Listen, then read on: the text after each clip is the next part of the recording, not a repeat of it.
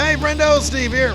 And Larson. And welcome back to Going In Raw, the only pro wrestling podcast you need to be listening to right here at youtube.com/Steve and Larson. Available wherever podcasts can be found, and of course, taped live at the twitch.tv/Steve and Larson. Today on the show, we're going to be talking about NXT Spring Breakkin'. We're going to be giving you the latest on the AEW video game, and it's WWE and AEW getting some more competition from a member of Mystery Incorporated, perhaps. Find out in just a moment. If you're watching us on YouTube, do us a huge favor. Hit that subscribe button and the notify bell and give this video a like. First up, let's talk about Freddie Prinze Jr. Isn't that Scooby-Doo's gang, Mystery Incorporated? I didn't know they were an incorporated entity. I thought the van had Mystery Machine on it. I swear I thought that there was a thing called Mystery Incorporated. Man, that was a killer intro, too. It was a good intro. You should keep it regardless. I never saw the movies, though. I'm only familiar with the cartoon. Okay, so get this. This is where I heard it from. Because on like the CW or some crap like that. Oh, wait, no. Is this a fan-made thing? I don't know what this is. What is Mystery Incorporated? So somebody made TV series, 2022.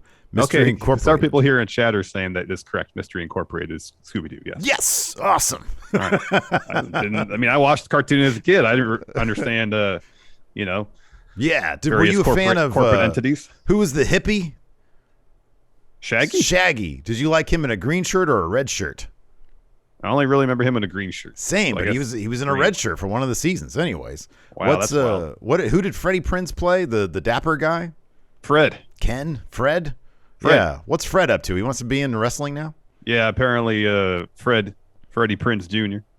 He could be launching his own wrestling promotion in the near future. He spoke on the most recent episode of his own podcast about his plans to start up this new promotion. Transcripts come to you from Fightful. This is what Freddie Prinze Jr. had to say. Quote, I started watching older shows, old Ring of Honor.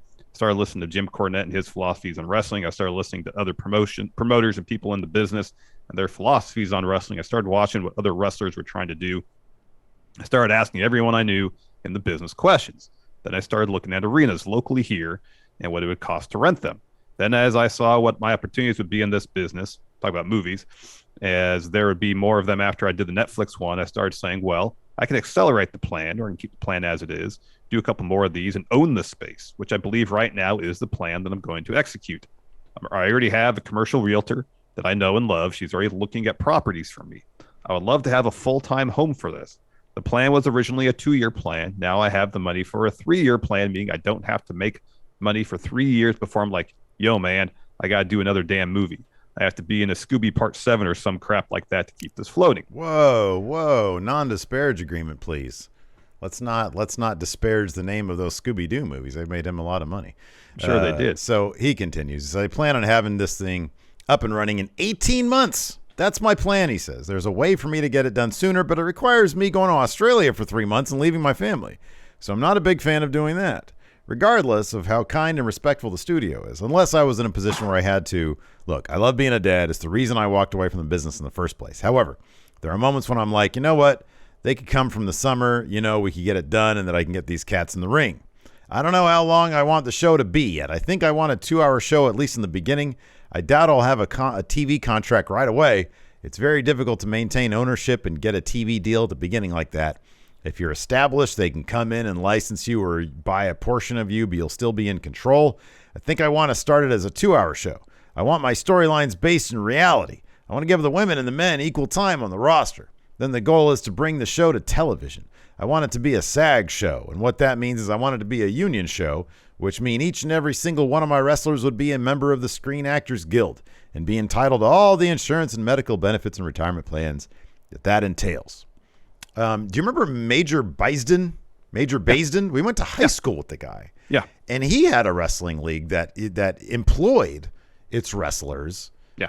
I think he was like he was a bit of a whiz kid in tech and finance. Made a ton of money and then was really into wrestling. And it was out in like the St. Louis area, I think. Mm-hmm. It's kind of a similar situation here where maybe not employees necessarily, but making sure that all of his guys and gals are unionized, which is kind of interesting. Yeah. So, he's obviously a pretty smart guy. It seems like he's figured out a lot of the nuts and bolts here.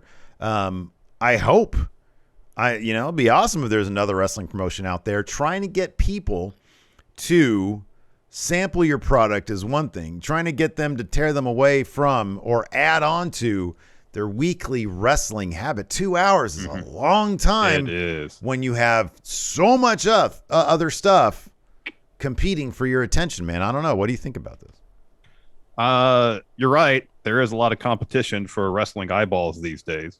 Because you got WWE, you got AEW, you still got Impact. You got New Japan, whether it be on Access or you want to watch it on New Japan World. There's all the independent stuff. There's GCW. There's Stardom. There's a lot. There's a lot you can just go on YouTube and watch right now. Not have to pay for it. Prinze used to work for WWE. Used to be a writer over there. So I'm sure he has his contacts. He knows people. I'm curious if he gets this off the ground. What's his approach? What his approach is going to be as far as getting talent? Obviously, a lot of the major independent talent, as of like a year ago or so, signed somewhere. Yeah. Now WWE's not signing a bunch of people from the independents, so the independents now are just rich with talent. Mm-hmm. But you have a lot of people in independents. Are they going to want to maybe forego some of their independent dates to work for this promotion? Yeah, it was the allure of potentially SAG membership, and getting benefits. Is that going to be a draw for people? Yeah, I don't know. I don't know. The independent scene, it's funny because there was that span of time when it was like there was a ton of people out on the market, and there's still a ton of people out on the market, but they are starting to sort of gravitate towards AEW snatched up a lot of people. Yeah. And they've sort of filled in the gap where WWE used to be, where they were just signing up everybody, and then it turned to AEW signing up everybody. But they haven't signed up everybody. I mean, you look at a lot of these higher profile indie shows running, there's still a ton of talent out there on the independent scene. Yeah. But in terms of one of the things that you need, you would think, if you're starting up a wrestling promotion, you and I are a couple of dollars. We don't know how to start up a wrestling promotion, Larson. But as fans, you'd think that a draw is necessary. Where would he get any number of draws from when all the people who can draw eyeballs are in fact signed places? You'll be starting with basically upper mid, let's take Prestige Wrestling, right? Mm-hmm. Out here, especially on the West Coast, they've been running a lot of really terrific shows. They've got a partnership with Tokyo, with the Joshi Pro Wrestling. Right, they've got a bunch of great names, like Kevin Blackwood wrestles there. He's terrific. I don't think he's signed with anybody right now. Not that I'm aware of, no. But guys sort of at his level is sort of the upper level that you're going to be able to get at this point, right? There's not a lot of people out there. People here in chat mention Wyndham Rotunda. I don't know how interested he is to get back in the wrestling ring. He's making the movie now, apparently. But no, I get your point. I don't know how much money he has to kind of throw around. Is he going to be able to woo people away from other promotions when their contracts are up with the idea of getting it on the ground floor, helping this guy start his promotion, and the Screen Actors Guild part of it might be really enticing, especially for people who want to segue into movies, maybe either during or after their wrestling career is over. What I hope this might accomplish is maybe it's not gonna do it for WWE. Probably I don't know. I was gonna say maybe it'll cause AEW, for example, to rethink, hey, maybe we could get SAG membership for our guys, for our men and women. But I don't know that they're billionaires. Billionaires don't like having their hands forced on anything. So I don't know. Yeah, I don't know. Here's the thing. It's kind of like a catch-22, man. You got to have some sort of draw. And I'm sorry, but Wyndham, Cesaro, and Johnny Gargano, who are kind of the three guys out there who people are sort of waiting on. It's what are they going to do? Mm-hmm. That they're not going to be able to carry the entire load. And if you don't have the draw, where are you going to get? Look at what Tony Khan came in to TNT with. He came in with loaded. Mm-hmm. If you don't have that, I don't know very many cable companies that are going to take them over, say, Impact, who actually does have some names there. Yeah, no, they had to buy their own cable network to get a TV deal. Yeah. Now maybe the landscape has changed where they see, hey, AEW's doing pretty good numbers. Even on a Friday night, they're getting numbers that TNT's happy with, or Turner's happy with, rather. I don't know. All the luck in the world. Absolutely. We wish them all the luck in the world. But what we always say, the more places wrestlers can go and make a good living, and in this instance, potentially get benefits like insurance and stuff. Heck yeah. Even if he runs for 3 years, it's 3 years where people are getting money, and if he's able to pull it off, benefits. And if he's able to pull off the union aspect of it, maybe that will inspire other places to do the same. If he could find a way to make it work within the structure of a wrestling company. Yeah. One of those I'll believe it when I see it type situations. But hey, Fred, good luck to you. Let's talk about video games, Larson. You and I, man, we came up. Our careers were built off of talking about video games, so we're going to have some unique insider information here, right? Not at all. No. Nope. Let's talk about but we do enjoy wrestling video games from time to time, right? Yeah, that's true. Let's talk about. I still enjoy me some WCW versus NWO World Tour. Well, that's good because one of its successor titles, WWF No Mercy, shares a creative director with the latest AEW video game. Now, today, AEW Games revealed some more gameplay footage for AEW Fight Forever and confirmed that the game would be released on consoles and PC. What do you like better, Larson, consoles or PC? Thanks, console. And revealed that Chris Statlander and Nyla Rose would be included as playable characters. Well, fucking obviously. Was that a big revelation? You'd think so. I should hope so. Here's the thing. Yesterday, Fightful Select had some additional details on it, saying that there would be 50 wrestlers on the roster at launch. That barely covers the Dark Order. I know. It doesn't seem like a lot. Including Sting, CM Punk, Bryan Danielson, Adam Cole, and Ruby Soho. And then Bodyslam.net's reporting that Owen Hart will also be a playable character. Fightful adds that Kenny Omega has spent his time away from the ring recuperating from his various injuries, going, quote, above and beyond and stretched far to make sure he can be of help in any way possible in the game. However, there's a report today from Sports Gamers Online that seems to indicate the relationship between specifically Kenny Omega and game developer Ukes hasn't been the best. As the site is reporting that, quote, sources have indicated the relationship between Ukes and AEW, specifically Kenny Omega, isn't in the best place at the moment, according to those close to the game's development. Omega has found himself frustrated and hating working with Ukes. Oh, no. One person even claimed that has come across at times like Ukes is trying to take advantage of an inexperienced Omega in this position. There have been multiple instances of arguments over the game's direction as well as constraints on development. AEW has invested significant money into development, but the game is way over budget at this point. Oh, no. Even required extra investment, but the specific amount wasn't mentioned. These budget issues have led to a number of features of the game either being less than originally planned or cut altogether. Why are they overthinking this stuff, man? You just take No Mercy. Take this game right here. Oh, wow. You just take this game right here, right? And you take the guts out of it. You jam it into a digital file or something. I don't know how they do that.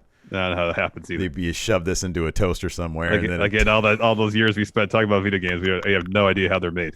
Right. You put that cartridge in the microwave, and out comes a disc. Right, exactly. Right? Right, exactly. So you take this sumbitch here, right? And then you fucking just put AEW wrestlers in. It's not that difficult. People would mark out so hardcore for that. Yeah, I know. You know what the story mode in this was? It was just like a couple of cutscenes here and there using their crappy little, and it's like the little text shit on the screen. And then you have a Mitch. And that's all you need. I don't even need that. I don't need a story mode. Just give me that gameplay. Just give me, it doesn't have to be significantly improved graphics. Just give me some improved graphics. Yeah, I'm talking maybe good 360 customization, GameCube maybe graphics. That's fine. Some really good customization and good online play. That's all I need. Yeah, right. That's all I need. That's all I need. Anything more than I don't that. need a story mode. I need a story. Don't need that. Just give it. Hey, why is it AAA could figure out how to make a good game on the Xbox 360? and then this is just a big deal. I don't know, man. Y'all need to get your shit together. Who knows if the sports gamers online? They're just trying to stir up the shit. I'm sure everything's great. Yeah, who knows? Who knows? Who knows? You know what Steven Larson says? Steven Larson Sports Online says everything's great. This game's gonna be awesome. Release it now. Yes. Yeah. Anyways, let's take a quick break here. Get a word from our sponsor, BetterHelp Online Therapy. You know, Steve. Life can sometimes feel overwhelming, and it's easy to feel burned out without really realizing it. There have been times where I felt unmotivated or detached or fatigued, and I wondered why, then came to the conclusion that I could be burned out. Yeah, usually burnout is associated with work, but any of our roles in life can lead to burnout. And BetterHelp Online Therapy wants to remind you to prioritize yourself. Talking to someone can help you figure out what's causing the stress in your life. Yeah, I've been there before. I've gone through the process of trying to find a therapist, and I can tell you that it's not easy to find the right person to talk to. But BetterHelp is customized online therapy that offers video, phone, and even live chat sessions with your therapist. So you don't have to see anyone on camera if you don't want to, and it's much more affordable than in-person therapy, and you can be matched with a therapist in under 48 hours. So if you're feeling overwhelmed by the stress in your life, give BetterHelp a try. This podcast is sponsored by BetterHelp, and Going In Raw listeners can get 10% off their first month at betterhelp.com/raw. That's BETTERHELP.com/raw. And before we get back to the show, let's get a word in from our sponsor, ExpressVPN. So, Larson. Yes, Steve? You know, man, you'd think if you're surfing the web in incognito mode, you and your online activity would be invisible. But you'd be wrong. It's fiction. But if you want to actually make yourself as invisible as possible online, then you gotta use ExpressVPN like I do. Yeah, so it turns out that even in incognito mode, your online activity still gets tracked, and data brokers still get to buy and sell your data, including your IP address. But when you use ExpressVPN, your connection gets rerouted to an encrypted server, and you get a random IP address that's shared by other ExpressVPN users, and that makes it harder for third parties to identify and harvest your data. On top of that, I'm using ExpressVPN whenever I get on the internet because it's also easy to use. It works on all my devices like my phone, laptop, even my smart TV. All I got to do is hit one button and bang, I'm protected.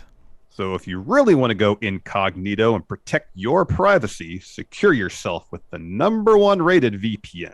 Visit expressvpn.com/GIR and get 3 extra months for free.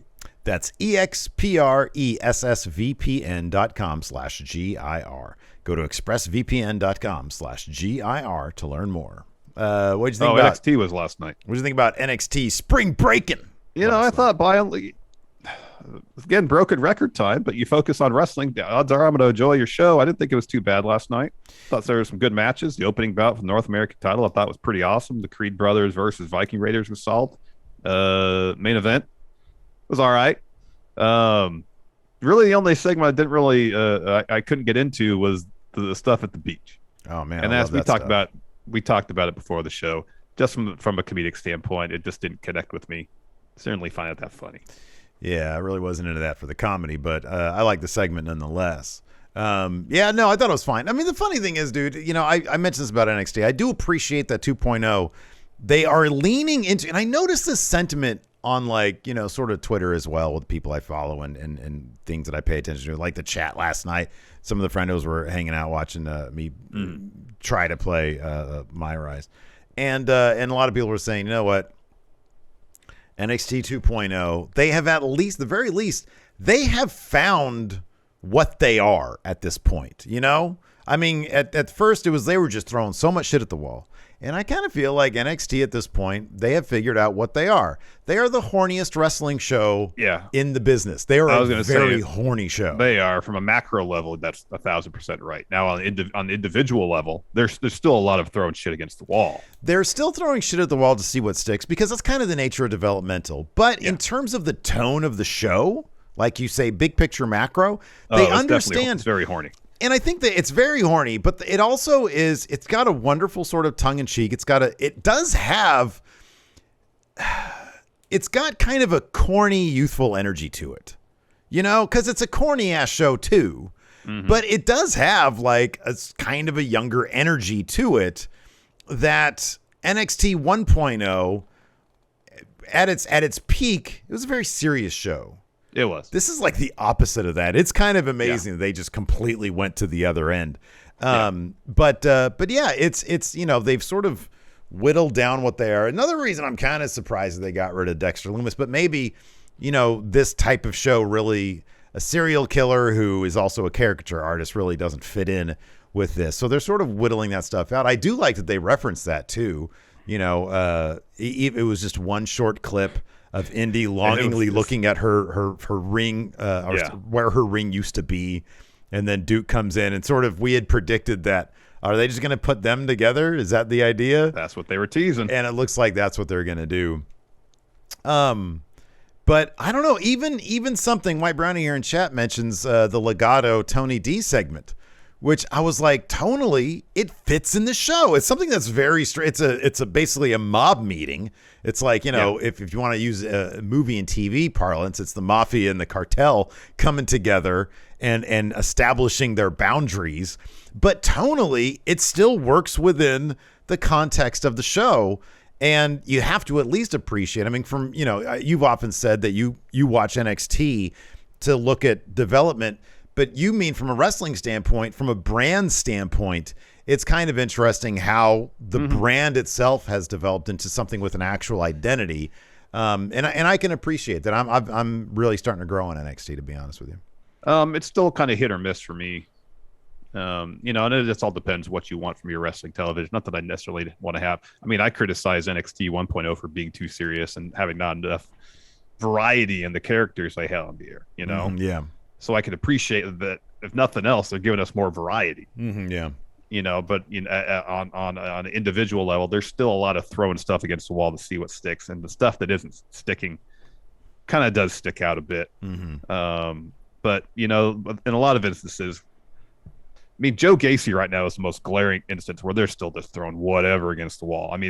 Last night was basically Wish.com Bray Wyatt from Joe Gacy last night. Yeah, it was. It really was. And this is like the third or fourth time they're like, all right, let's try this and see if this works. That said, it kind of bums me out that Wyatt's not around anymore, because the idea of Joe Gacy doing this kind of thing here and then confronting Bray Wyatt, I think is kind of an interesting one.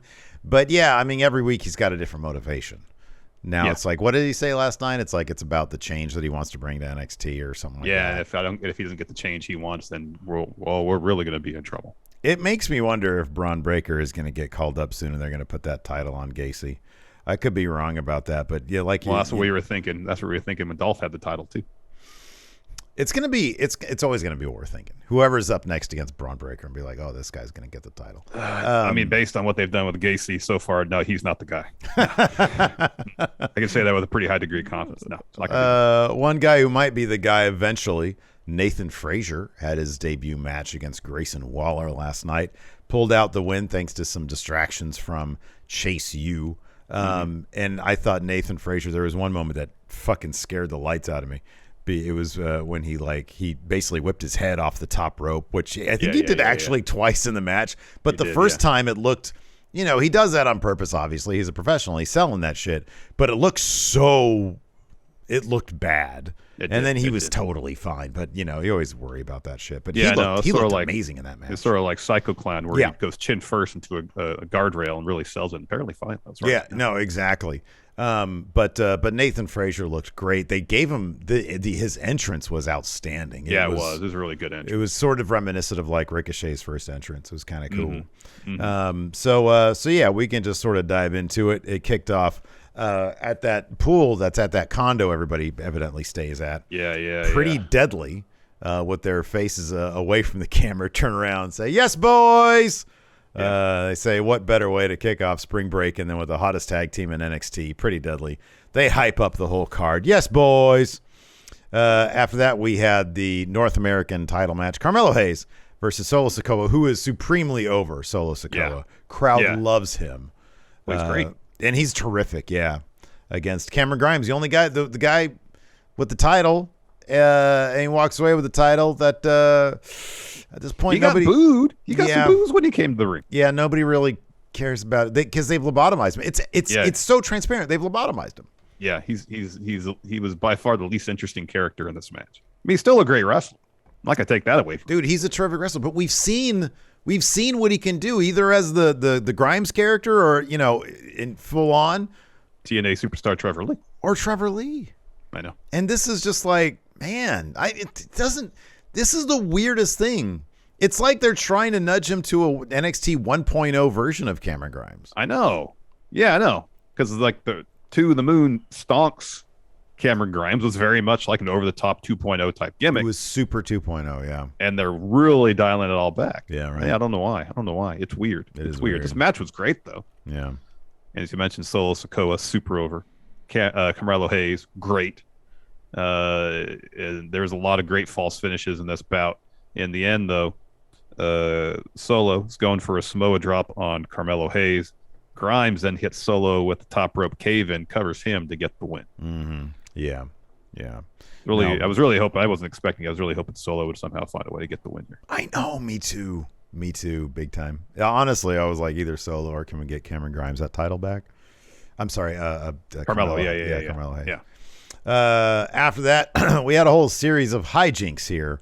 I do appreciate they're putting Roxanne Perez with Wendy Chu, because Roxanne right now is kind of devoid of personality, and Wendy Chu is nothing but personality. Yeah, she's got a ton of personality. So Mandy shows up at the tanning salon to give us an excuse to see her in a bikini.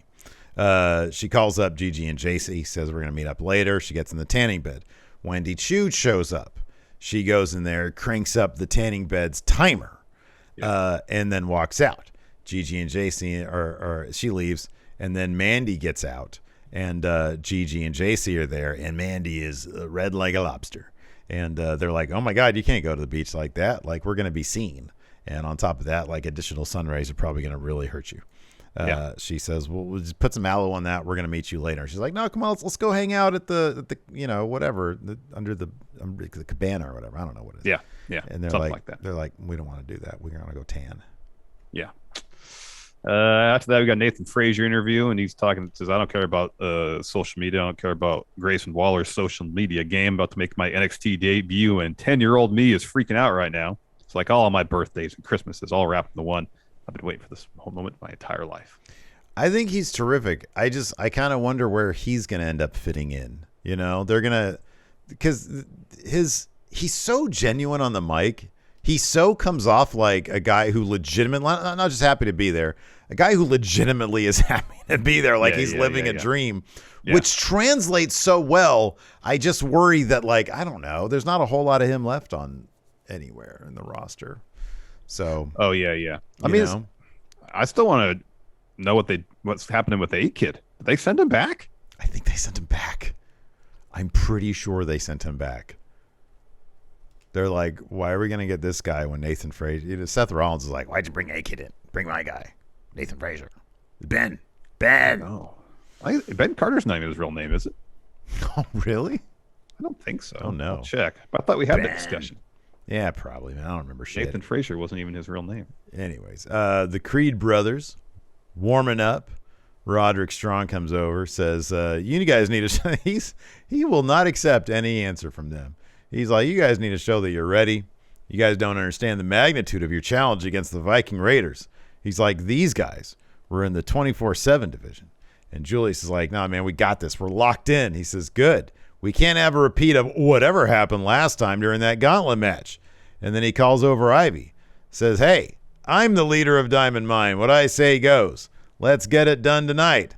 And they're just eye-rolling the shit out of this guy. I know. So Nathan Frazier's real name is Benjamin Timmis. Timmis. Benjamin Timmis. That's not a good wrestling name. Timmis. So then we get that bit backstage. Sounds like timid. Where Indy's, looking at her hand, and then Duke walks in and she stands up. And they both kind of make a little subtle move towards each other. Yeah. Just a little bit. Yeah. Just a little bit. Yeah, he goes full pucker, goes, and then she goes, no. She says, oh, hell no. And he goes, you wish. That's how the first attempted kiss between me and Lacey went down, man. Oh, yeah? Yeah, dude. Except it was the opposite. She puckered up and went in. I said, oh, hell no. And then she said, "You wish." And then I proposed to her. After that, we had Grayson Waller versus Well, Nathan. that was all on the same day? Oh, yeah. We move quick here in the Here household, buddy. Then we had Grayson Waller versus Nathan Frazier. This was just a ton of fun. Nathan Frazier is a hell of a wrestler, but what was that fucking move that Grayson Waller did? Oh, that kind of flipping kill switch deal? Oh my God, that was cool. Awesome. That was awesome. I'm telling you, man. Grayson Waller's a good wrestler. He's a fantastic wrestler. I cannot stand Let me ask you. his fucking character. Let me ask you. What? You'd probably say that Sammy Guevara is a better wrestler than Grayson Waller, and that's a fair point. As far as characters, whose character do you find more obnoxious? The Grayson. Interesting. Yeah, I find Grayson more obnoxious. Sammy doesn't do anything that is outwardly obnoxious. Now, and I actually the last 2 weeks, him leaning into the heel stuff, it doesn't bother me that much because he's leaning into it. But he's leaning into it, I think, in a way that comes off as oddly genuine. I'm trying to describe it. I'm doing a terrible job. Grayson's face, just the movements he makes with his face, I'm like, I just don't want this guy on my TV. Interesting. But he is a really good wrestler, and I honestly do think that I can come around. I probably will end up coming around to the guy because I do recognize that he's got a boatload of charisma. Mm-hmm. And man, that move was sick, and he continues to improve. Cool. And if you're gonna be sitting there innovating every fucking week, if you've only been wrestling for this amount of time and you're already pulling out brand new shit that I haven't seen before, hey, I'll give you props for that, man. That was cool. Yep. That was cool. That was great. In the end, though, it wasn't enough to get the win. So you had Chase U, student section, Andre Chase there throughout the match. In the end, Frazier puts Waller up on the top rope, hit the drop kick. He's looking for a Spanish fly off there. Instead, Waller knocks him off. And again, Frazier pretty much hits like the top rope, like throat first, falls to the floor. And then Andre Chase starts blasting his air horn. So Waller gets distracted. He loses his balance. He falls off the top rope. Frazier hits him with the Phoenix Splash to get the win. You know, I can't imagine how difficult it would be. This is such a little detail and underrated thing. But Waller went up there for the finish. And when they hit that air horn, he started stumbling on the ropes. I know. Like, think about that. You have to balance yourself while looking like you're stumbling. I know. It was great. It was impressive. It was really impressive. Yeah, no, I give my props to Grayson Waller. One day I'll come around on his character. You'll come around. You can come around to him or come around to Juice Robinson one day too. Oh, it's been a while with Juice. I'll be surprised if I come around to Juice. Hey, maybe he'll start doing some great heel work now that he's in Bullet Club. Stranger things have happened. Indeed. Then we had a Fallon Henley video package. She's going to be in the breakout tournament. After that, we had the Santos Escobar, Tony D'Angelo sit down. So Legado sits down one side of the table. Other side, you got Tony. You got his two new guys. And you got AJ Galante there. And Tony's like, Santos is saying, what is this guy doing here? Tony says, he's my consigliere. He says, but I called this meeting before things got out of hand between us. He says, I've been a gracious man. I've been willing to look past the disrespect that you've showed Santos. Tonight we're going to sell this like businessmen. And Santos says, well, I respect how you carry yourself. As a businessman, not so much. On the streets, everybody knows they can trust Santos Escobar. And I look at you, and I don't see that trust. He says, I offered you a courtesy, and what did you do? You played games. You put a dead fish on my car. He had these two guys attack me. He says, playing games is what brought us to this point. And Tony says, craps, poker, even Yahtzee, he says. Those are games. But I think there's enough business to go around for both of us. And Santos says, you want to build your family from scratch while I am adding to my existing empire. Maybe there's a way we can come together and share business. Since I have a proven track record of success, you, Tony D'Angelo, can follow my lead. And Tony's like, I don't follow anybody. And he started to get mad. Then AJ whispers something in his ear. And then Santos says, no, now that we know each other a bit more, let's just call a truce. And Tony says, hey, I apologize for my hot-headedness. Santos says, I'm sorry for not understanding where you were coming from. And Tony says, hey, peace is what's best for business. Santos agrees. They toast to their peace agreement. Tony and his crew leave, and then Santos tells Cruz, start the car. Start the car. After that, we had a Viking Raiders interview. They say the Creeds are world-class athlete guys, but they've never been in a battle like we bring it. He says all their gym training won't prepare them for a battle against us. Let the raid begin. And then, yes, boys!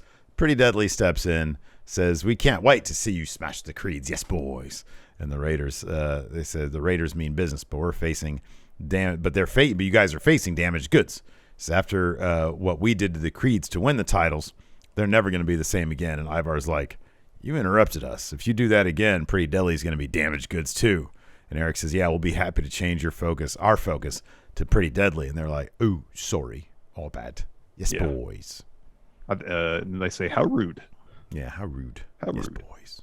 After that, we got a Joe Gacy promo. He's talking about change. It can be intimidating, but don't be frightened by it. Change is necessary for the world to evolve, become a better place. He says, I am that change. Tonight, we're on the precipice of a new beginning, and you should fear what happens if I don't win the title. Don't be afraid, because tonight I will change the world. Yeah, it's just a bunch of nothing. Yeah, it really is. After that, we had Nikita Lyons and Cora Jade versus Natalya and Lash Legend. Both teams had kind of a hard time getting on the same page, but Natalya and Lash Legend had a really hard time getting on the same page. Yeah, to the very end. They had a terrible time getting on the same page. Yeah, exactly. So in the end, Natalya tries to kick Nikita Lyons, but instead she kicks Lash Legend. Lyons sends Natty out of the ring, hits a German suplex on Lash. Cora tags in as Nikita Lyons hits that split pin thing. She gets up and then hits Lash. Cora then hits Lash with a top rope senton to pick up the win there for the good guy team. Yep. What do you think about, so Cora Jade and Natalya are obviously going to have a match. They're going to have Cora Jade go over in that one? I mean, there's sort of a pattern. Like AJ beat Waller. The Creeds beat, did the Creeds win last night? Yeah, they won the Viking last Raiders, night. yeah. I mean, they're on different levels, but Natalya's kind of like in between AJ and the Viking Raiders in terms of like power rankings, right? Yeah. I mean, this will really show us, I think, what they think of Cora Jade, and if they think she's going to. I mean, she's already had 2 shots at the women's title, hasn't won it either time. But I don't know. Yeah, I don't know. It remains to be seen. I wonder if they'd ever do a thing where they just see how the match is going and then make a decision during the match. I wonder if they ever do that shit in the WWE. I think they have in the past, but I don't know if it's happened at all recently.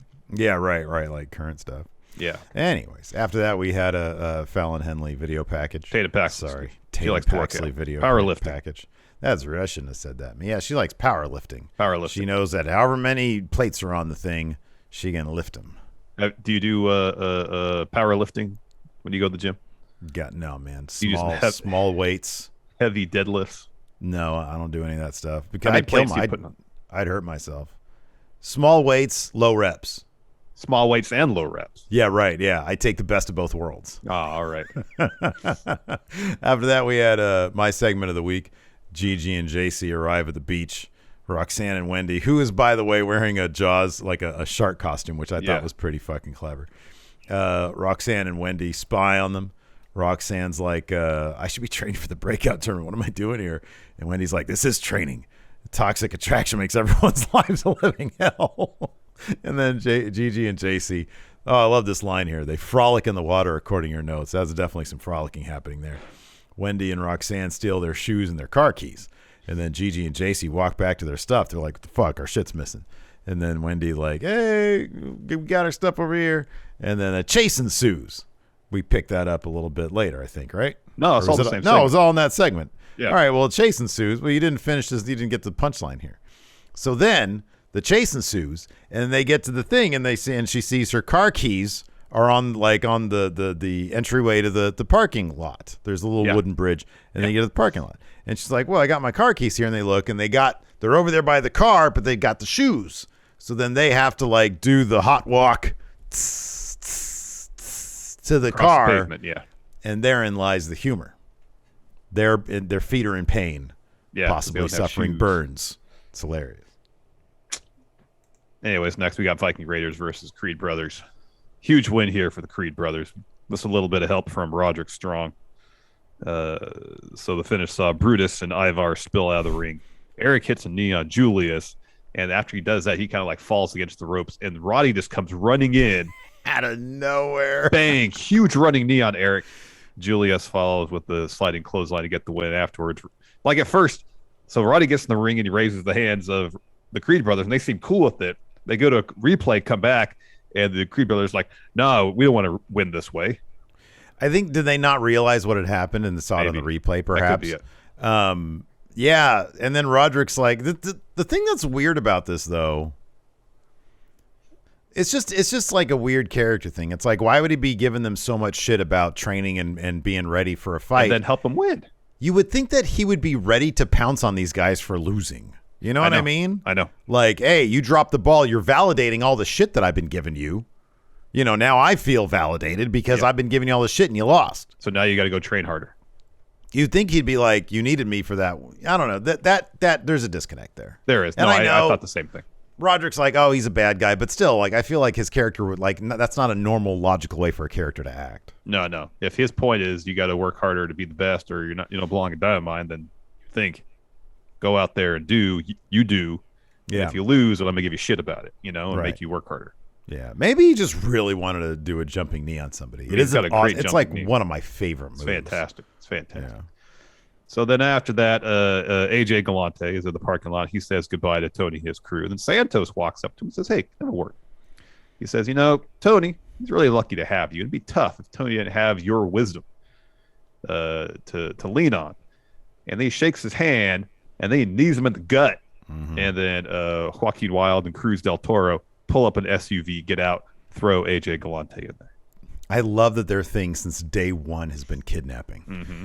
Like, they have not shied away from continually kidnapping people. I know. It's kind of great. I know. It is great. After that, we had an Alba Fire, previously known as Kaylee Ray video package. I think she's showing up next week, is what the video package said.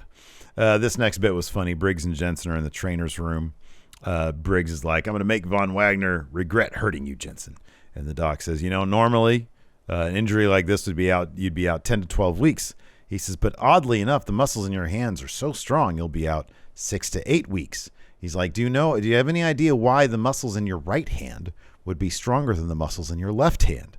And he's like, and clearly he's referring to cranking. Yeah.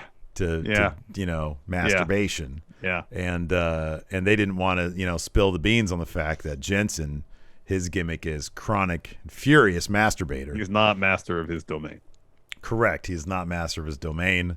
Every hour on the hour, he's got to duck somewhere, rub it on out. And so they didn't want to say that. So instead he just said, well, I'm right-handed. So, there you go. But he's like, but when I'm cranking, sometimes I do the stranger, left hand. Yeah. Yeah. Not often, though. So then we got our main event, Joe Gacy versus Braun Breaker. This is a fine enough match. It's just this Druid stuff is ridiculous. Literally, at one point, Joe Gacy gets on, I think, on the second or first rope and does the bend backwards Bray Wyatt thing. Yeah, he did that. Yeah. And they're like, this is creepy. No, I see Bray Wyatt do it. Yeah, right. Yeah. When I see it, I don't think creepy. I think, he's trying to be Bray Wyatt. Gimmick infringement. Yeah, exactly. Anyway, so Braun gets the win with the spear, and he starts celebrating. And then as the show goes off the air, a couple of Druids hop up on the apron. Well, then in the digital exclusive, they lay him out, you said, with a DDT on a chair, and then take him out like on a stretcher with like barbed wire. Yeah, one guy had his legs, and the other guy did the DDT. It looked like people are speculating as grizzled young veterans. They didn't give him the ticket to Mayhem or whatever, but that'd have been kind of obvious. And then like you hear Gibson say, "Soon to be recognized as NXT's #1 Druids." Yep. Yep. Oh man, I really hope it's a Grizzled Young Veterans, but in character. Oh my I think gosh. that'd be hilarious. That would be something else. Soon.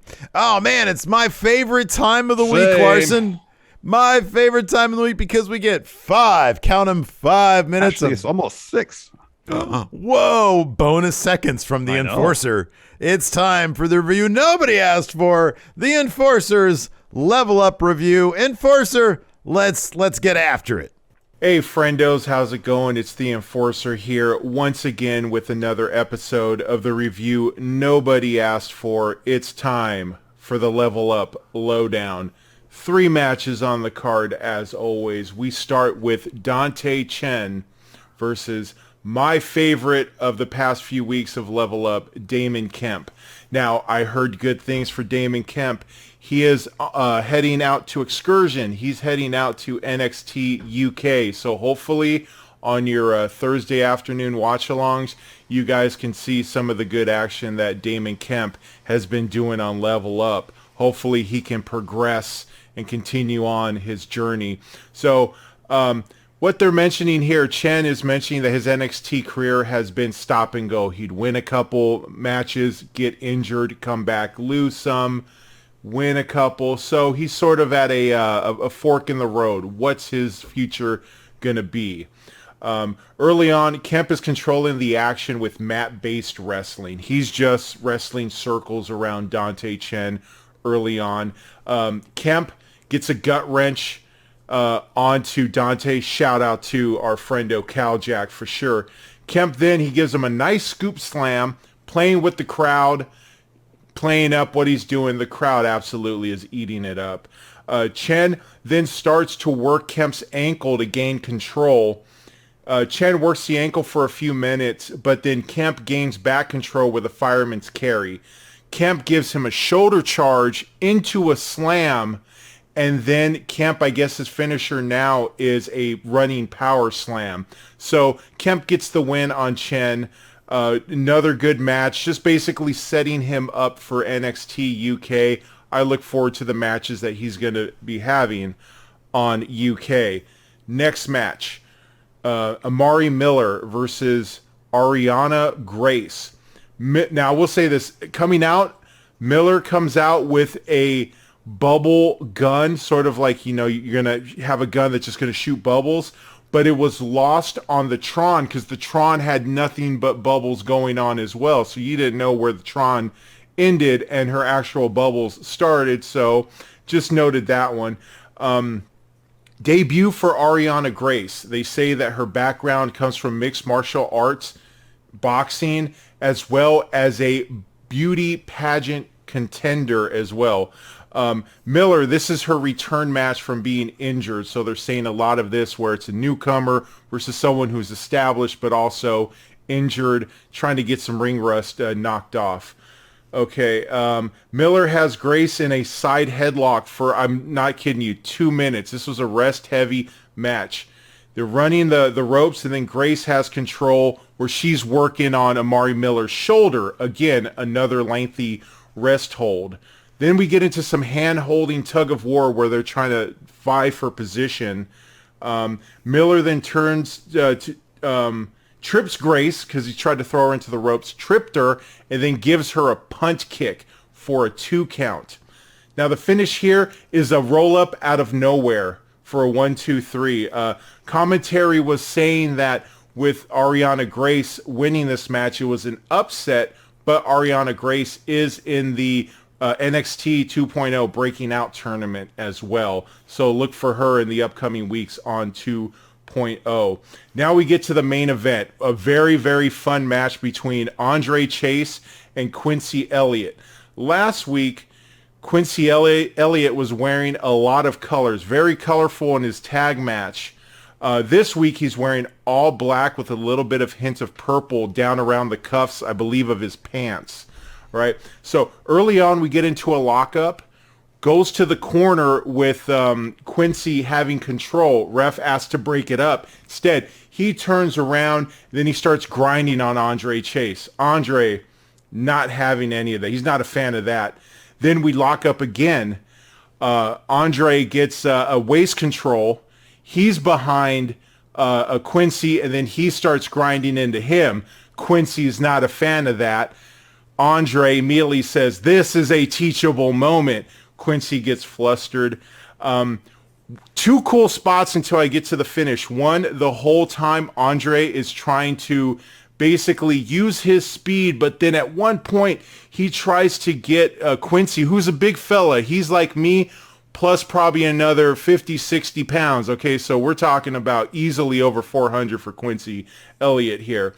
Andre tries to get a slam in, can't do it. Once that happens here, Andre falls down when they were trying to throw him into the rope. Quincy just basically falls on him for a splash, gets a 2 count. But the end, Andre gets control, goes to a top rope for a crossbody, and then Andre gets Quincy up for a slam. And I believe Nigel McGuinness said, echoed back to WrestleMania 3 with Hogan and Andre the Giant. They were basically equating what just happened on Level Up to the main event of WrestleMania 3 with Andre Chase slamming for the 1-2-3 onto Quincy Elliott. Fun match. The crowd was into it. They were throwing up the U's. Their student section was going wild. Fun match. I will say the first match, second match, worth a look. And that'll do it. Steve, hopefully you checked your feed for your Twitter and your Instagram. Larson, hopefully you went ahead and refilled your mason jar. I will catch you friendos later on. Have a wonderful day. Take care. Bye. Thank you, Enforcer, very awesome. much. I love these Makes me want to watch Level Up. Level Up, Low Down. All that grinding going on, my goodness gracious. Anyways, let's go ahead and answer some questions. I have a thread here on the Patreon, patreon.com/Steven Larson. Part of the $5 and up tier gets you access to our weekly bonus episode called Overrun. Yesterday we had an overrun. We had 10 things that need to happen at WWE Backlash coming up this Sunday. One of them, I'll give you a quick preview of that overrun. One of them is the third Elias brother, Ezekiel, Elias, and now Elijah would be the next guy. So that's what needs to happen. They need to drop a third brother there, get that story that's a brilliant idea moving. I think it's pretty good. And then also, of course, if you can't make the show live, then you can drop your questions for us right here on the Patreon. Let's take a look. Got a couple here. Mayor of Planet Houston. What is with WWE going through periods of people not having to change their names and then going crazy with changing everybody's names?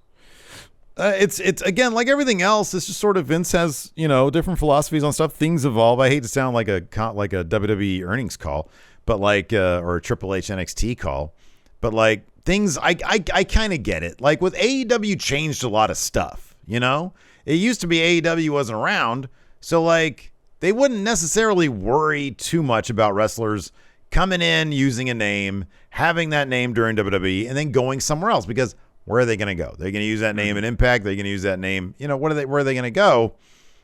Now with AEW, you got a WCW situation where it's like, oh my God, look at Kaylee Ray. She's in the fucking Impact Zone or whatever. Or she's on AEW Dark. It's like, I get that they would have reason for a bigger concern there. It just sounds like Nick Khan is sort of tightening the ship a little bit, Yeah, it's interesting to see, not all, but a lot of people who establish themselves using certain names that would be going to other companies and just tweaking the name a little bit. Yeah, right. Aleister Black, it's Malachi Black. It's not Buddy Murphy, it's Buddy Matthews. Mm-hmm. Yeah. So that's seemingly wrestlers' way kind of around. Mm-hmm. Well, I'm most known as this name. So I'll get some sort of derivative of that name that they can't come after me for, taking their IP. Am I not mistaken, or didn't Joe Gacy use Joe Gacy outside WWE? I thought that was his name in CZW. So when he comes to the main roster, he's getting a new name. Yeah, probably, yeah. I still think there's going to be people that they do bring in, probably more so directly to the main roster, that person's established enough of a brand or has enough brand name value to them, they're not going to change it. I agree. I think that when they bring anybody above a certain, they'll have that meeting. Like, okay, I get the feeling that at this point it's kind of whoever they do bring in from the outside, who already has established a name. Like you said, it is going to be directly a main roster to capitalize off of that name. And we saw it with Cody. Mm-hmm. And I think we'll see it with Gable Steveson whenever he shows up. I think you're right about that. Yeah. Let's see here. Hugh Longheavy says, if Level Up Lowdown takes off, would you consider getting Karen to do Stardom reviews in the same fashion? Maybe finally have her on the show. I think that'd be awesome. The thing is, I feel like a Stardom review would be its own, that's like a podcast into itself. Yeah. And I know I've talked to Karen. She is sort of dipping her toes into. I mean, obviously she does Thomas Island stuff. Yeah. She's doing stuff for post wrestling. Yeah. So I know she's been mulling about, sort of dipping her toes into the idea of just straight up doing her own podcast. So yeah, if she ends up doing that, then yeah, I mean it's far overdue for us having her on the show. That is anyways. True. That is true. Let's see here. Alex Foster asks, what would your promo to Gacy be if the other got kidnapped? So if I got kidnapped by Gacy, what would your promo to him be? Hey, man, give me back Steve. Oh, wow. Yeah. Can't do the show without him. Ew, wow. Oh, that's nice. I would Nor say. Would I, yeah. What? I would say. Joe Gacy, you son of a bitch, listen up. Can you get me Gigi Dolan's phone number? Lacey and I are looking for a third. Oh. It's the horniest show. I got to be a horny character, man. It's kayfabe, brother. It is the horniest show. And I'd say, by the way, I kind of need Larson. Who else is going to do notes? Who's going to do notes? I need those all capitalized Unabomber-esque manifesto notes. Come on, man. He'd say, okay, Steve, I'll do it for you, man. Gigi's number is 555-5555. Yeah. Delaney Demand asks who we got for the women's breakout tournament. Participants are Kiana James, Ariana Grace, Sloane Jacobs, Lash Legend, Fallon Henley, Tatum Paxley, Roxanne Perez, and I believe Nikita Lyons. You know what they should do? They should have Indy Hartwell get into that tournament and to dominate. Be like, I need a breakout. I need to get my shit together. I'm gonna wreck all these ladies in this tournament because I'm pissed off because they just took away everybody that I had except for Duke. Now I'm stuck with him. Yeah. So I'm gonna break out on all these women in here in this tournament. That's what they should do. But otherwise, I have no idea. What's your early pick? Maybe Roxanne Perez. I think it's got to be either her. Nikita Lyons is probably gonna get taken out by Lash Legend. I feel like. She's going to end up costing her spot. Otherwise, I think it'd be hers to lose. But yeah, Roxanne probably. Probably Roxanne. They seem really high on her. Mm-hmm. They do. Yeah. Crankzone Gaming, you said Okada could potentially get all 10. The numbers don't lie. What about Kenny Omega? Is not being a WWE a knock on anyone's legacy or kayfabe? I don't think so. We talked about it yesterday, and I think we both in agreement that while Kenny is a very good promo, maybe not a 10 promo. Yeah. No, I like Kenny's promos. He's not a 10. I'd probably give him an 8.5. As far as not being in WWE being a knock, it is something that I think about. Like, I don't remember what we gave Flair. Wait, have we done Flair? No, we're doing Flair this week. Oh, we're doing Flair this week.